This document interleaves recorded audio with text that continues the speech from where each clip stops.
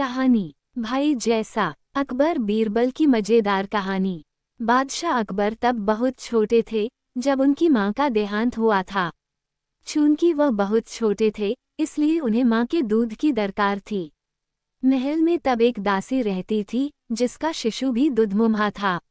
वह नन्हे अकबर को दूध पिलाने को राजी हो गई। दासी का वह पुत्र व अकबर दोनों साथ साथ दासी का दूध पीने लगे। दासी के पुत्र का नाम हुसिफ था। चूंकि हुसिफ व अकबर ने एक ही स्त्री का दुग्धपान किया था इसलिए वे दूध भाई हो गए थे। अकबर को भी लगाव था हुसिफ से। समय बीतता रहा, अकबर बादशाह बन गए और देश के सर्वाधिक शक्तिशाली सम्राट बने।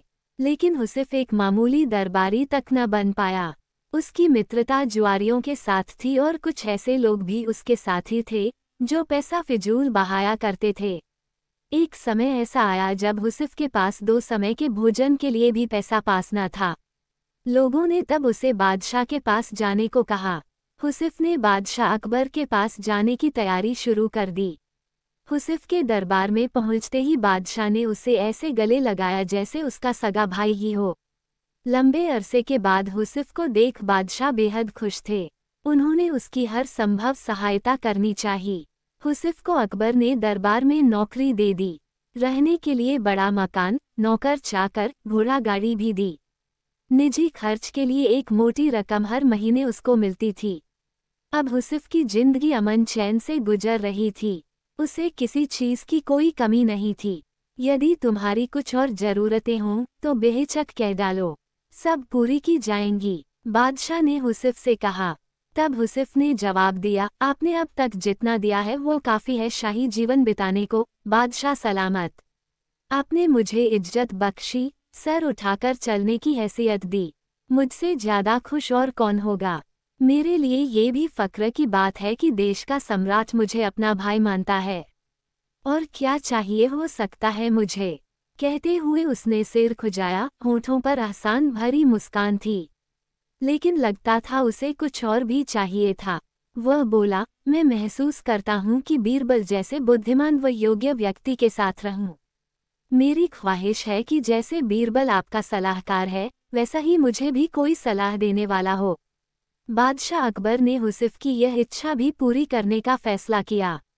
उन्होंने बीरबल को बुलाकर कहा, हुसिफ मेरे भाई जैसा है।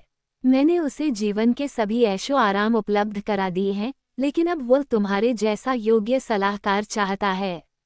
तुम अपने जैसा बल्कि यह समझो अपने भाई जैसा कोई व्यक्ति लेकर आओ जो हुसिफ का मन बहला सके। वह बातूनी न हो, पर जो भी बोले नपा तुला बोले। उसकी बात का कोई मतलब होना चाहिए। समझ गए न कि मैं क्या चाहता हूँ। पहले तो बीरबल समझ ही न पाया कि बादशाह ऐसा क्यों चाहते हैं। उसे हुसिफ में ऐसी कोई खूबी दिखाई न देती थी। जी हुजूर, बीरबल बोला, आप चाहते हैं कि मैं ऐसा आदमी खोजकर लाऊं जो मेरे भाई जैसा हो। ठीक समझे हो, बादशाह ने कहा। अब बीरबल सोचने लगा कि ऐसा कौन हो सकता है जो उसके भाई जैसा हो। हुसिफ भाग्यशाली है जो बादशाह उसे अपना भाई मानते हैं और उसे सारे ऐशो आराम उपलब्ध करा दिए हैं। लेकिन बीरबल को हुसिफ की यह मांग जची नहीं कि उसके पास भी बीरबल जैसा सलाहकार हो। बादशाह बेहद सम्मान करते थे बीरबल का और बीरबल भी बादशाह पर जान छिड़कता था। लेकिन हुसिफ तो इस लायक कतई नहीं था। अब बीरबल सोच ही रहा था कि समस्या को हल कैसे किया जाए, तभी पास की पशुशाला से सांड के रंभाने की आवाज आई। बीरबल तुरंत खड़ा हो गया। आखिरकार उसे अपने भाई जैसा कोई मिल ही गया था।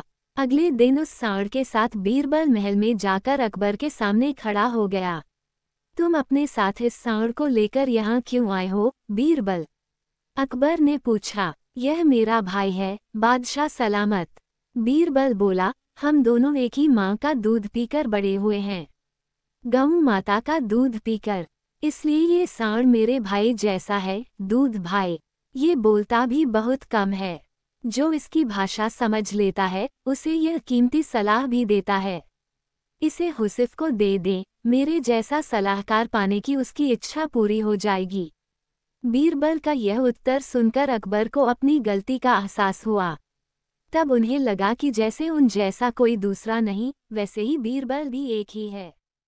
धन्यवाद।